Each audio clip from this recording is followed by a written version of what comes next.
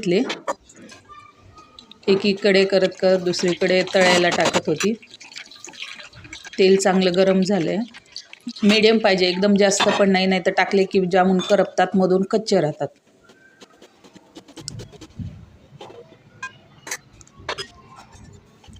Continue त्याला medium गॅसवरती हलवत राहायचं, म्हणजे जामून करपत नाहीत आणि एका साईडने जास्त होत नाहीत. आणि जामून टाकताना टिश्यू पेपरवरती ठेवायचे, कारण की त्याच्यामध्ये जे तेल आलेलं असतं ते टिश्यू पेपरला येतं. काही वेळेस खाताना जामून तोंडामध्ये असं तेल असल्यासारखं वाटतं.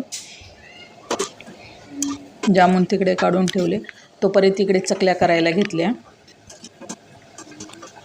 सगळे पीठ एकत्र करून ठेवलं की पटपट एक झालं की एक कंटिन्यू, त्याने काम पण उरकतं, वेळ पण जास्त लागत नाही. तुम्ही बघू शकता जामून आपण ज्याच्यात काढले होते तर टिश्यू पेपरवर ऑइल हे झालेलं